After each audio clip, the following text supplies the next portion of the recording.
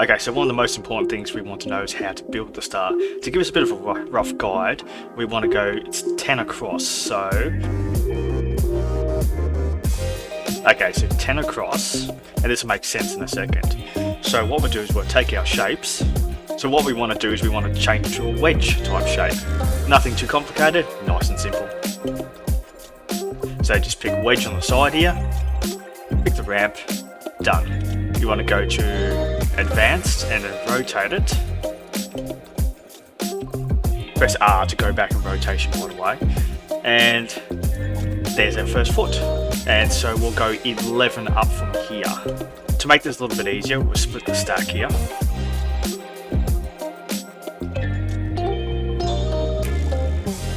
And that's 11, nice and simple. Okay, so as I said, it's 10 across from side to side. So that's on one side, and then we want to just do the other side. Make sure it lines up is usually a good thing.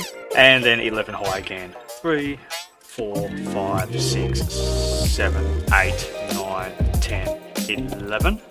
Nice and simple. And then you just want to bring these in to meet. And by that, I just mean this. Now it should come in 5 because obviously it's 10 apart, so you want to come in 5 either side. So it's 1, 2, 3, 4, and you just need one more. There you go, so there's your 5 that side, and then you just do the same the other side. What you want to do is just copy the rotation, nice and easy, and then proceed like that. And there you go, you can see the beginnings of the star legs.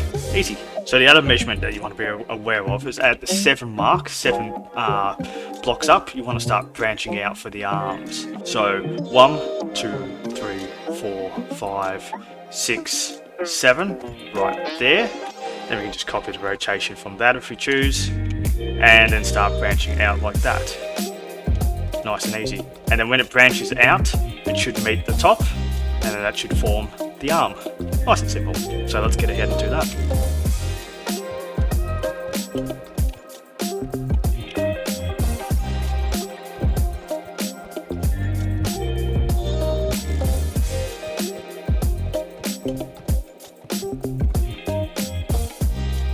And there you can start to see it forming. So there we go, we've got 2 arms, we've got 2 legs, we just need the head of it. We're getting there. So the reason why we built it 11 high is on the top of the 11th one, this is where we start to form the head of it.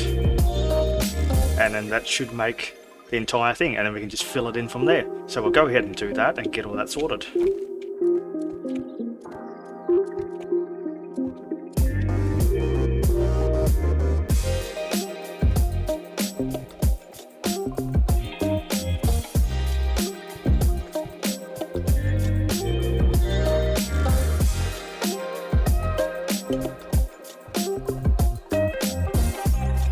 And then perfect, that's the head of it made. You better just fill this bit in a bit though, eh?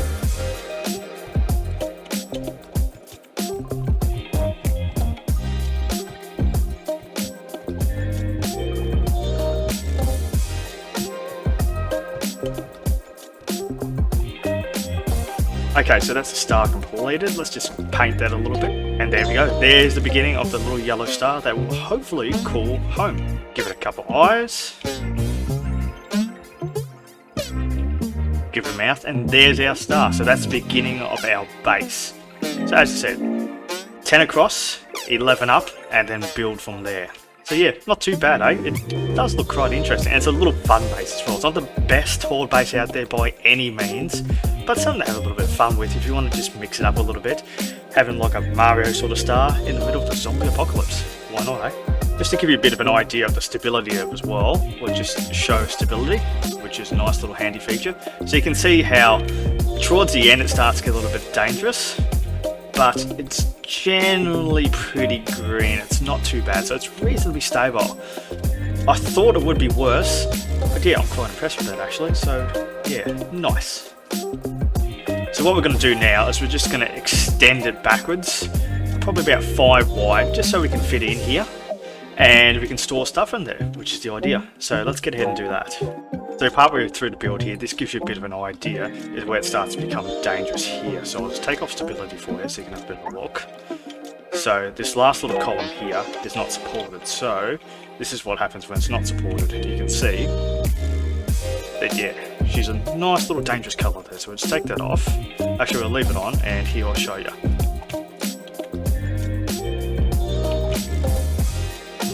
And that's why it needs stability. It just fixes it up and makes it a lot safer for you. Last thing you want is the whole thing to come tumbling down.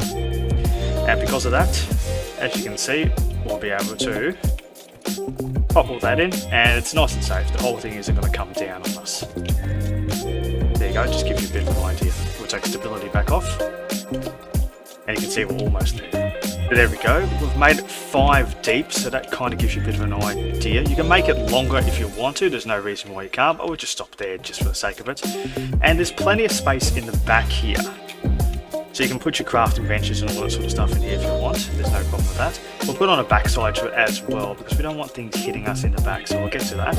So there's the next stage of our little guy. We've got the backside to it, so it's nice and solid. They won't see us. Oops, we almost missed that bit.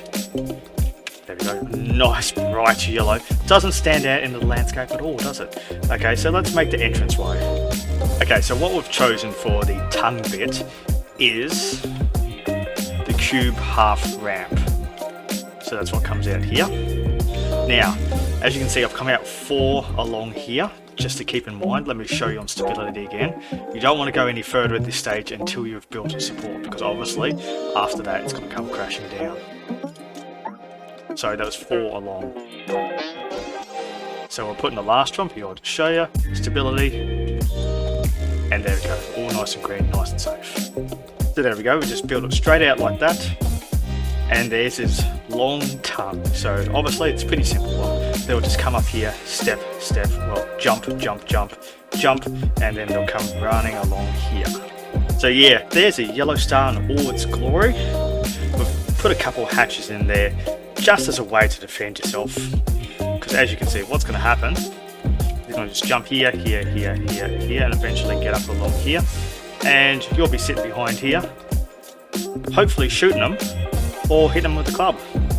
You've got a little bit of distance to come back, which you want to use just so they can't hit you.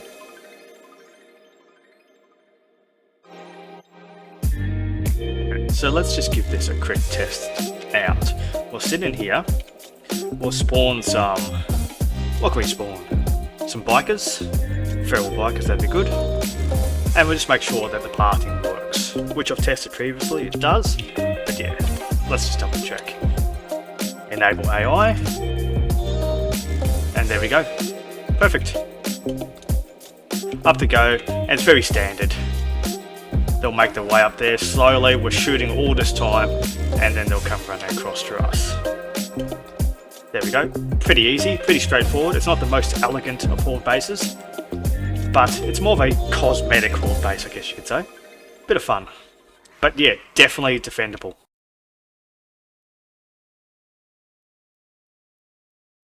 Okay, so we're just going to try this out on a Horde Night. We're at only game stage 14, I've given us up to level 10. I've got no armor on whatsoever, and we just got a little tacky. So we'll see how we go. We should be reasonably okay.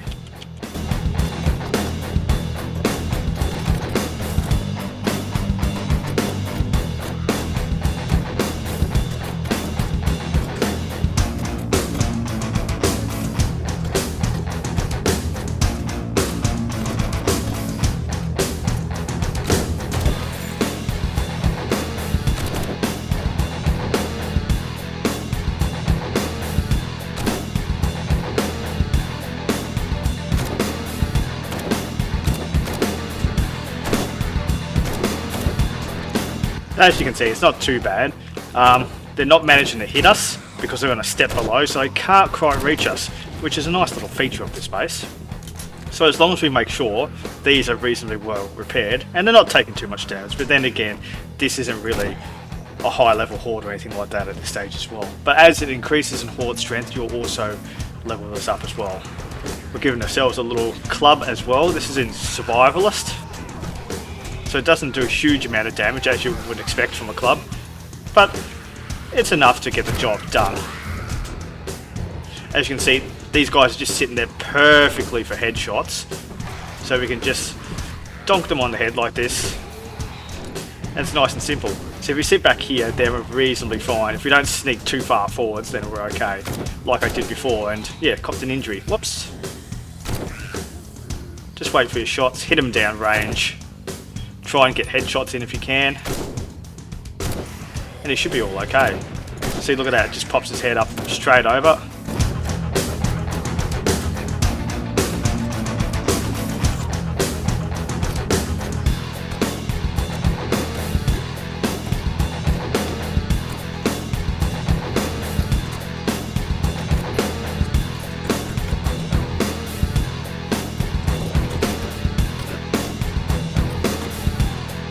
And that's the end of a Horde Night. If we would have had armor and stuff, would have made it a little bit easier. You don't want to be standing too close because they will hit you. If you stand back a little bit, you're reasonably safe. And their head will pop up and you can just take a shot there, or you can take a shot with the club. Again, it's not the best Horde base, but it's more of a cosmetic Horde base, as I said. The main thing about this Horde base, as you saw, is it didn't take any damage down here, which is very important. They all came along up the stairs. This took a little bit of damage, but that was more from my gun firing than anything, I would say. So they didn't directly attack that, they just attacked the hatches.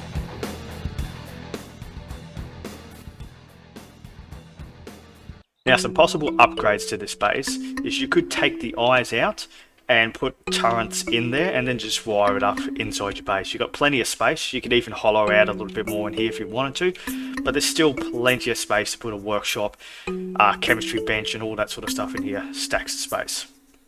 And as I said, if you wanted to, you can always extend it out a couple more blocks and then that gives you even more space. Other possible things that you could do for upgrades are a top hat. So our guy looks very elegant, because what every star needs is a top hat. So yeah, that's definitely an upgrade that you could have. I'm quite sure it's an upgrade. And if you wanted to, you could hollow out in there and put additional things in there. You could mount your turrets and everything on the sides if you wanted to. But look at our guy, he's got a top hat. What else does he need? So some other further possible upgrades to the base you could do. This isn't a bad idea, is having a couple more hatches here, just so you can stand behind there and just be a little bit safer. So if they get through your first line of defense, you've got the second line. And as I was saying before, you can fit everything in here. Chemistry station, workbench, cement mixer, and a generator. Easy, and there's still plenty of room for the hollow out, and there's plenty of storage space down either side. And as I said, you can just extend on backwards if you really wanted to. So yeah, some possible upgrades that you could do. As well as, if you wanted to, you could always build towers either side. Just a simple tower, put some turrets or something on there, and then you could have those to help shoot any zombies, or especially anything flying above. As well as you could run electric fences through that if you want to as well. Very simple solutions, and some possible upgrades. Now, a very important upgrade to this, which I should have put in earlier, is just a couple of poles along here. That will stop them from jumping up and coming through into your base, which is not what you want. So just a simple addition, and just makes it so much safer. So they have to come through these hatches. Your entire job is just to make sure these hatches are safe, and you shoot and or hit these guys from a safe distance back from here. As you can see, they can't hit you, but you can hit them. If you've got enough stamina, then you can keep doing this, but obviously I'm not spec'ing to it at this stage. And even then, when they, as I said, jump up like that, they can't get through, so we're all good.